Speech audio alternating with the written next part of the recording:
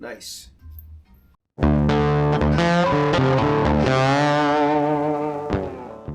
Mostly because it's been annoying me every time I go to sit on this thing. I'm going to mount these springs on the seat properly.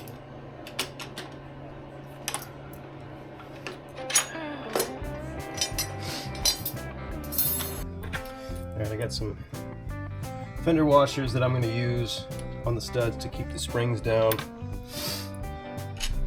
And I'm also going to put some washers on the seat bracket itself. Alright, I just got to drill out these fender washers to fit the bolts on the seat.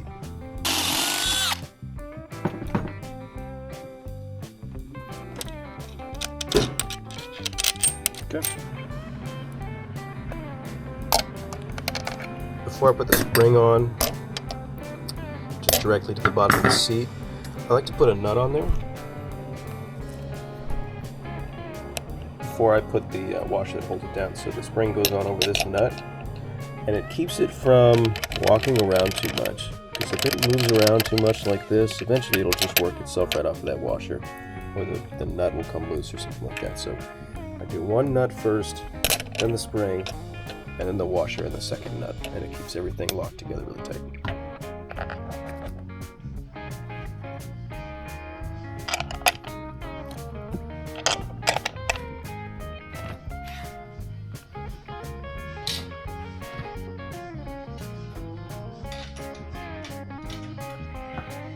And in the case of these built well seats, because these studs slide, it also helps me keep the studs in the right spot as I'm mounting everything up.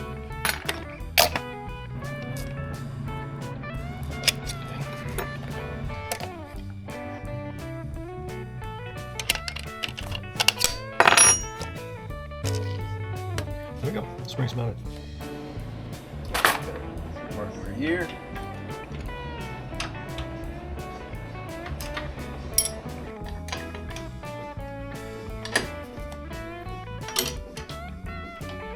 Solid.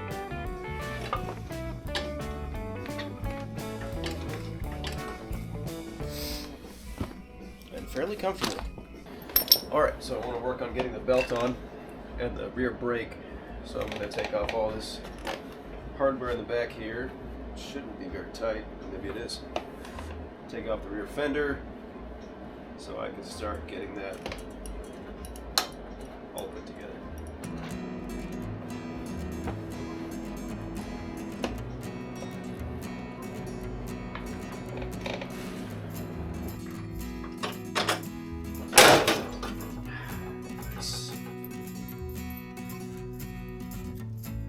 Nice.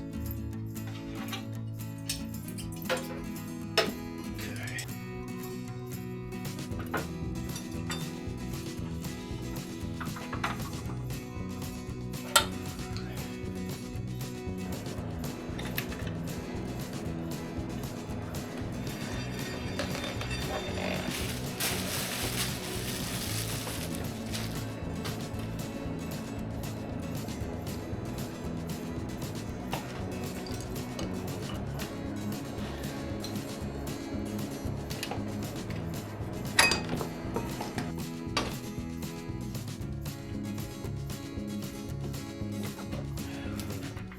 Scrounged around and found a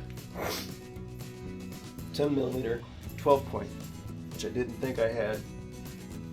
I should have known because I've done this job a few times before, but this is what you need for the factory brake calipers to get the banjo bolt off. 12 point. I'm going to set it right there, but immediately forget that it's there. Spend the next 20 minutes looking for it. Got some new copper washers. We're going to place the washers on this old brake caliper. It'll be the nicest thing on there. If I've got the right size, looks like I do. Here's our crusty old brake caliper. Let's get our banjo bolt mounted up, which is going right there. What the hell did I do with it? It's over here. Really don't want to spill brake fluid all over this powder-coated frame. Not that I'm worried about it holding up. Why take the chance? Keep that nice and clean. And I'm still kind of experimenting with how I want this to route the brake line. I don't know if this line is quite long enough. It might be. Not quite. So that's where our brake caliper sits. That might be the way. I think that's the way. Tucked pretty clean, out of the way.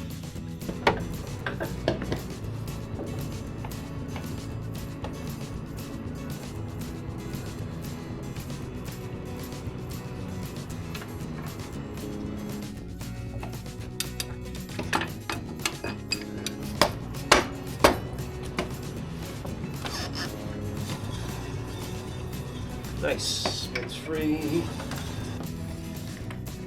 Aha, who says you can't use a 125 tooth belt on a 128 tooth Sportster?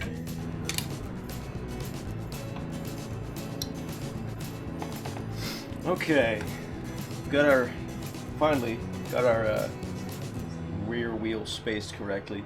It's not the factory size spacers. I had to make one up using a split washer like this that I flattened out so that it was flat, I guess, and that was the right size for the driver's side. So now it's spaced correctly. Belt alignment looks good. It's not pulling one way or the other. It's not dragging on the edge of the sprocket up front, and it's perfectly centered right here in the rear sprocket. So that's what we're looking for. It's also not contacting the tire, which is always good. Now this is a 125 tooth belt, and stock size for these bikes is 128. But I was able to get it on there, and there's still quite a bit of slack in it, so there's room for adjustment. And this is a new belt. It's going to stretch just like a chain does. I think we're in good shape. Well, I'm looking at it, thinking about it. Let's get the factory speedometer mount, or speedometer pickup back in here. Alright, there's our speedometer sensor plugged in. We're going to route this up here just for now, stick it out the other side. I had to run down to the, not Harley dealer, but our local Harley mechanic shop and get a couple of gaskets because I forgot to pick those up. So we're going to get this exhaust installed.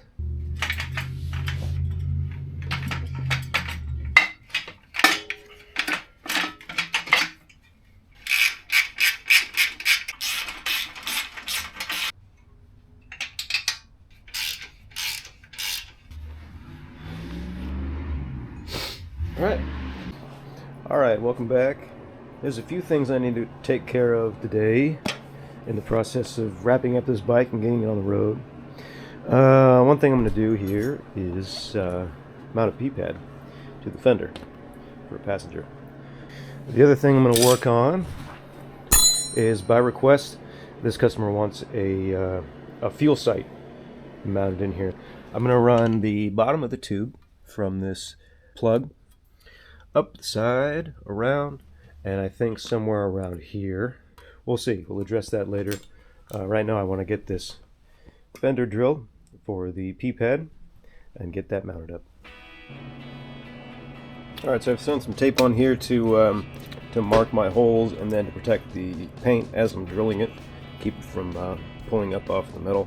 And then I've just measured from corner to corner approximately, and we're about 6 1/4 on either side. So I've squared the tape so that I know this line is relatively straight.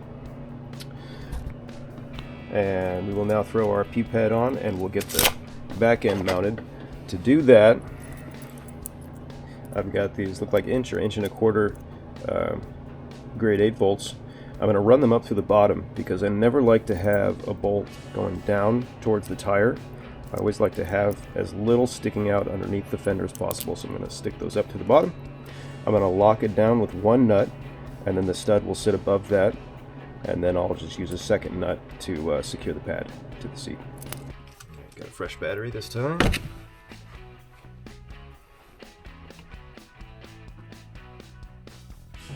sure it looks center.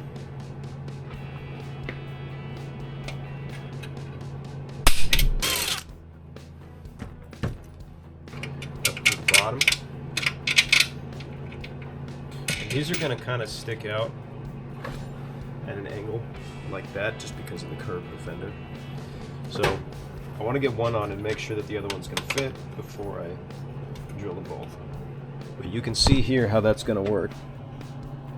So just enough stud sticking out at the top to secure a bolt on there. If we need to go, you know, a 1/4 inch longer on the bolt, we can because they're removable. And then our second one is going to be just right there. Plenty of room on that stud without it sticking up too far.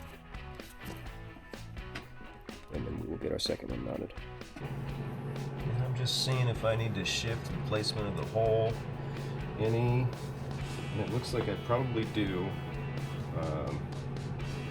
maybe a 1/16 of an inch just to get this thing perfectly straight. What I could do is mount it diagonally first over here. That's not a bad idea, so let's do that. Square it up. There we go. Yeah, so I think I'm going to mount it diagonal first, so diagonally across from each other, and then I will do the other two. But that'll keep everything straight. That way I don't do one side and then realize it's cockeyed. I'm really trying to make absolutely sure this is as straight as I can get it. Because you can't undrill a hole, and you can't uncut metal, and you can't stretch a board. There we go. Get out of the way.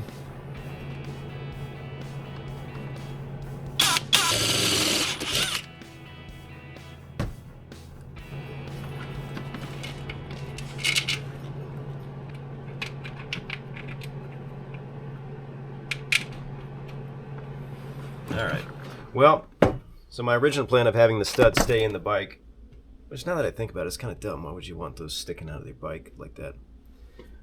The idea was ease of installation. They'd already be there, you just throw the pad on top when you want it, but how often are you actually going to take the pad off of the fender?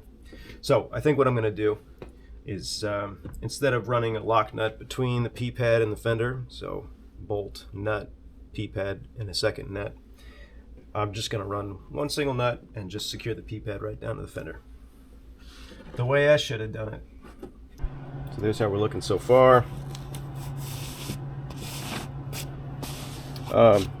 If you know the reason, comment below why some people run it taller end in the back versus taller end in the front. I know if it's taller in the front, typically it's leveled out. I really don't know with these old bait style P-pads. I can't imagine it'd be more comfortable at a slope like that, but that's the way I've always seen them run. So if you know the reason, let me know. I would love to know.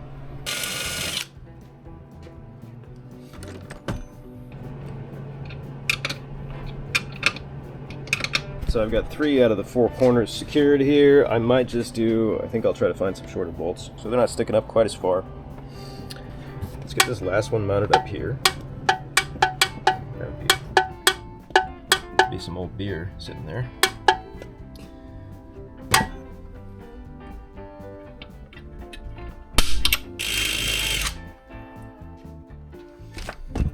Moment of truth. Let's see if it all fits at the same time. That's all 4. There we go. And it looks pretty straight, which is always good. I like that.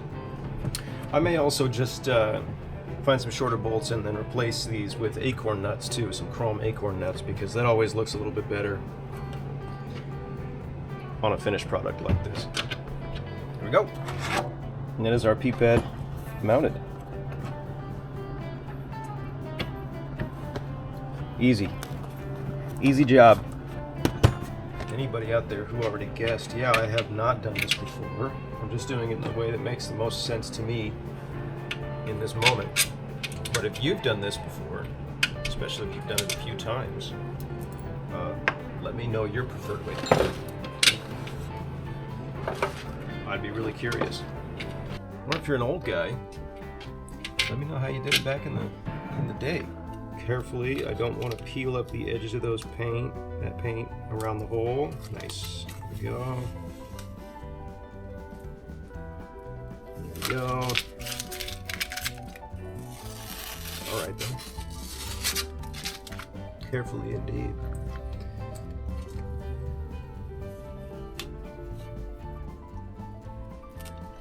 Let's just go on the back side here real quick and deburr the inside of these holes. Whoop. Cool. So there's our drilled fender. Ready to go.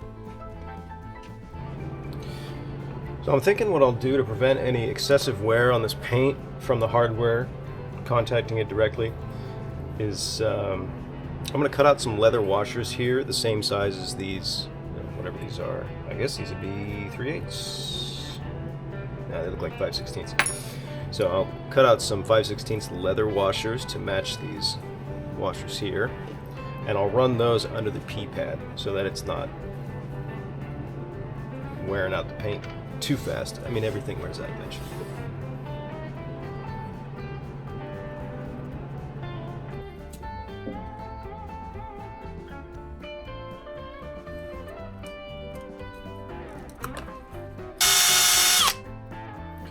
Goodness, that's way better. Nice. This pad on for maybe the last time. Alright, I've got these stainless cap screws that I'm going to cut down to 1.5 inches for the fender mounting.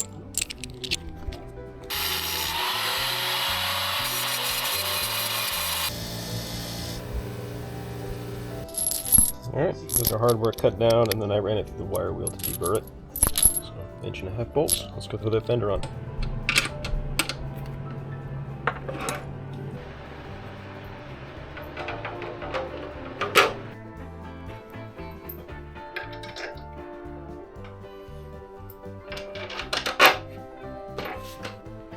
How comfortable can this thing be? Let's see.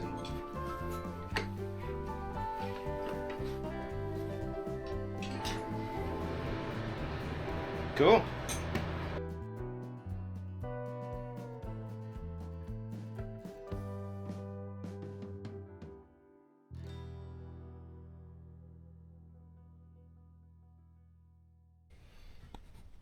Alright, the other thing I'm going to work on today is getting a fuel sight installed, sort of gas gauge. And I was really hesitant to drill into this paint because it's like a child of mine.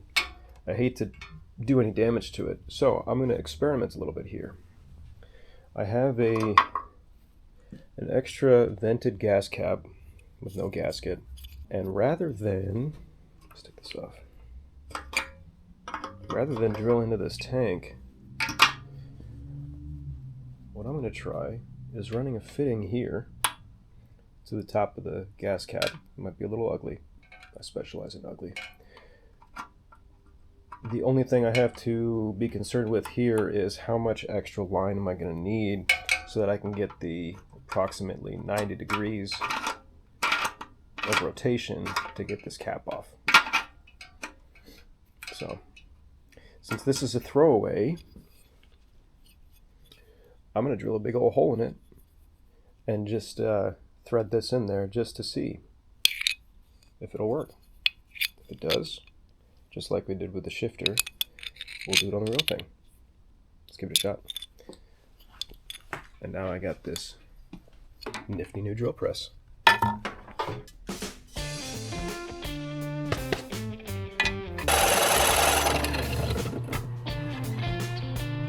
The other thing I'm realizing, which is the reason I'm practicing on a piece of garbage first, is I don't need to drill all the way through both sides. I just need the one side. It's vented.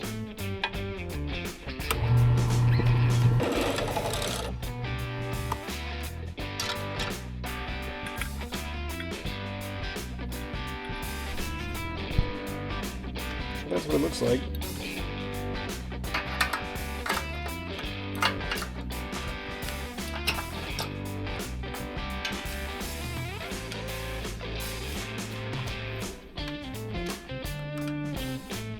I don't hate it. It actually looks much cleaner than if I just fucking slapped the bung in the side of the tank there.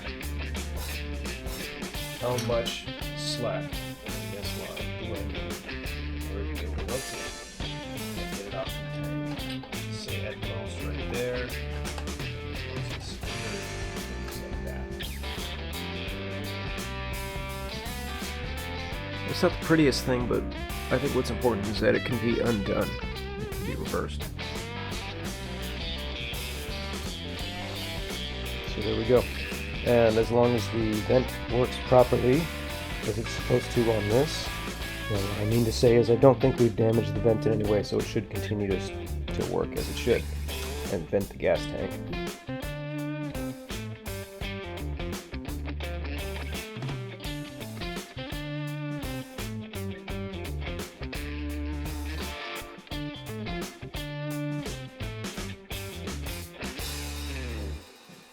Alright, we're looking pretty good here. I got these acorn nuts on the P-pad because it looks a little bit better than plain old grade 8 hardware. We're looking good.